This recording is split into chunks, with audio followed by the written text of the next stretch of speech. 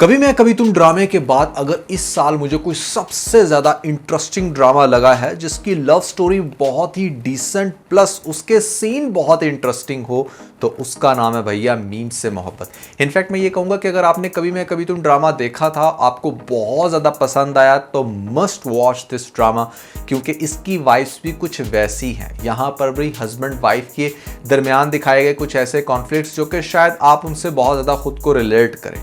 Latest episode जो कि second last episode थी वो इतनी सुपर्ब थी, उसकी जितनी तारीफ की जाए कम है। लेकिन लास्ट एपिसोड में कुछ शॉकिंग होने वाला है, कुछ ऐसा इंटरेस्टिंग जिसके ऊपर आपका बिल्कुल भी ध्यान नहीं होगा। तो भैया वो कौन सा है पॉइंट और कैसा होगा इस ड्रामे का एंड, आज इसी के ऊपर हम डिस्कशन करने वाले हैं। लेकिन उससे पहले अगर आप लोगों ने पीके लग्जरीज की एनिवर्सरी सेल से फायदा नहीं उठाया तो नीचे डिस्क्रिप्शन में और पिन कमेंट में आपको लिंक मिल जाएगा।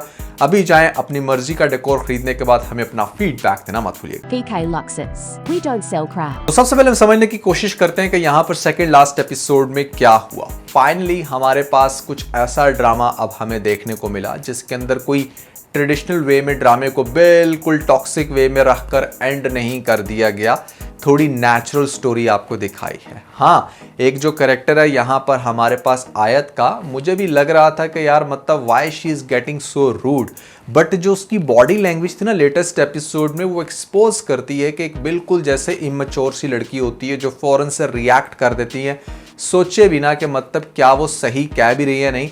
तो कुछ वैसा सीन बहुत अच्छे से नज़र आता है हमें लेटेस्ट एपिसोड में। तो हाँ, वो सब कुछ जस्टिफाइड था जो आपको दिखाया कि मतलब उसका एकदम से गुस्सा कर जाना, फिर वहाँ पर आकर ख़ास तौर पे तलाक जैसी इतनी बड़ी बात उसने कर दी। ये सारी हरकतें इमेच्योर लड़कियाँ करती हैं। मेरे ख्याल से इस पॉइंट पर हस्बैंड का मैच्योर होना और अच्छे से सिचुएशन को टैकल करना बहुत ज़्यादा ज़रूरी है, क्योंकि अगर आप अपने पार्टनर को नहीं समझोगे तो भैया फिर तो कुछ भी होगा। इसलिए इट्स वेरी इंपॉर्टेंट कि हस्बैंड वाइफ में कोई एक बंदा काफ़ी ज़्यादा सेंसिबल हो ताकि रिलेशन जो है ना वो बचा रहे, क्योंकि अगर दोनों ही खर दिमाग होंगे और दोनों ही शॉर्ट टेम्पर्ड तो रिलेशन कभी भी ज़्यादा देर चलने वाला नहीं है। यहाँ पर दिखाया जाता है आपको कि मतलब रोशी पहले बहुत ज़्यादा गुस्सा करती है। बेसिकली वो कोई शारिक को पसंद नहीं करती कि जहाँ पर वो उसकी वजह से रूड हो रही है। वो यहाँ पर तलहा को सबक सिखाना चाहती थी, क्योंकि तलहा ने उसको बहुत ज़्यादा हमेशा डिग्रेड किया, उसकी रिस्पेक्ट नहीं की, तो उसकी सेल्फ रिस्पेक्ट बहुत ज़्यादा हर्ट हुई थी और वो बस उसी के चलते यहाँ पर ये सब कुछ कर रही थी कि मतलब वो आपने देखा ना कि मैं खुद भी बर्बाद हो जाऊँगी और सबको कर दूँगी, तो वो कुछ उस जोन में चली गई थी। लेकिन जब खाने ली जाती है अपने दादा जान के पास, लेकिन दादा जान से पहले भैया इस सीन को मैं बिल्कुल भी साइड पे नहीं कर सकता जो हमारे मोहित का सीन दिखाया गया, जहाँ पर फाइनली उसको बोलते हुए दिखाया गया। तो ये एक बड़ा इमोशनल सीन था और इस सीन की डेप्थ को सिर्फ वही समझ सकते हैं जिनके कोई इस तरह के बच्चे किसी इंसिडेंट के बाद कुछ चेंज हो जाए और फिर इतने सालों बाद कुछ वो डिफरेंट करें तो वो कैसी फीलिंग होती है, शायद ये वो पेरेंट्स बहुत अच्छे से जान सकते हों।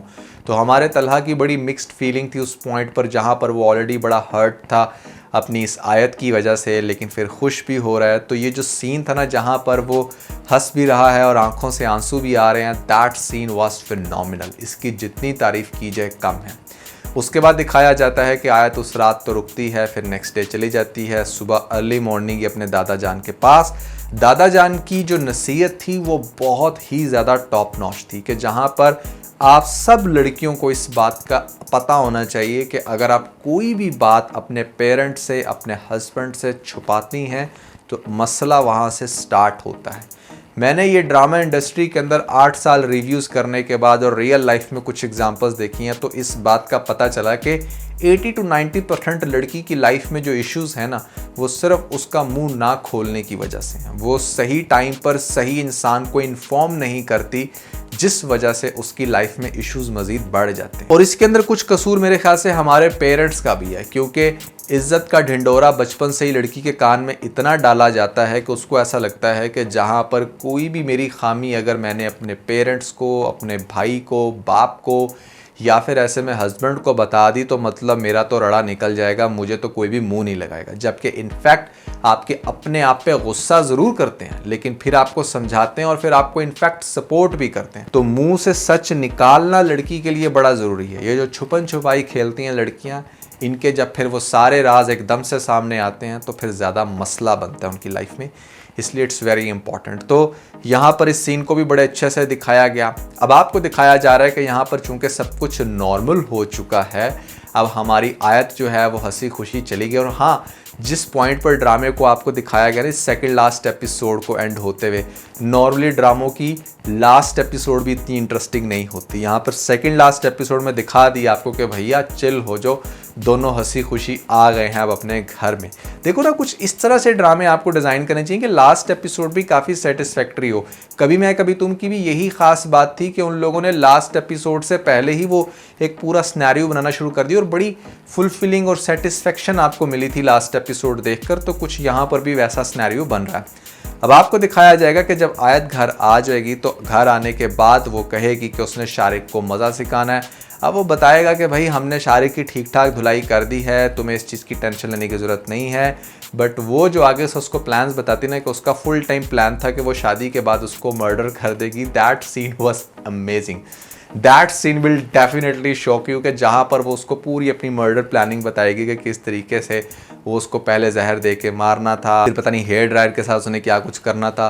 तो ये जो चीज़ है ना, ये रिलेट करती है बेसिकली उन लड़कियों से जो लड़कियां बहुत ज़्यादा सीजन्स देखती हैं। नेटफ्लिक्स पे ऐसा बहुत कुछ आपको देखने को मिलता है कि जहाँ पर डिफरेंट तरीके से बॉडी को डिस्पोज ऑफ किया जाता है और फिर कैसे कोई किसी का मर्डर करता है। तो वो जो सारी बातें होंगी ना, वो बड़ी फिल्मी होंगी, जो आपको लास्ट एपिसोड में बड़ा शॉक भी करेंगी और बड़ा मज़ा भी आएगा। कुछ लड़कियां तो उसको खुद से रिलेट करेंगी।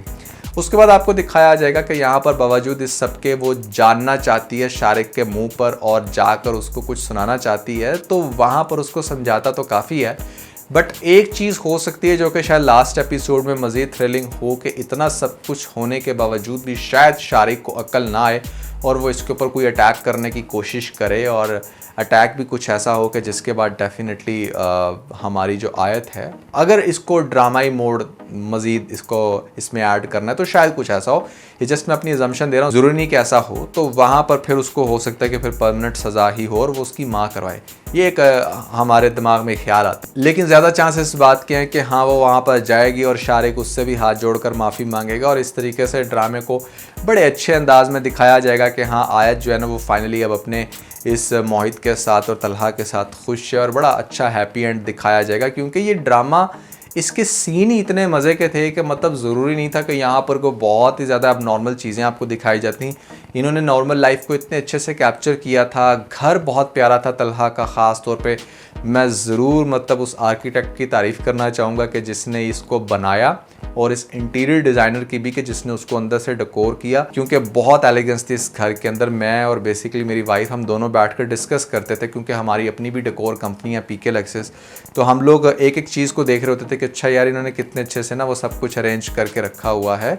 तो बड़ी अच्छी इंस्पिरेशन थी हमारे लिए भी, और आप लोगों का भी ये मेरे ख्याल से ख्वाबों का घर होगा जो आपने देखा है इस ड्रामे के अंदर। तो overall it was very nice play.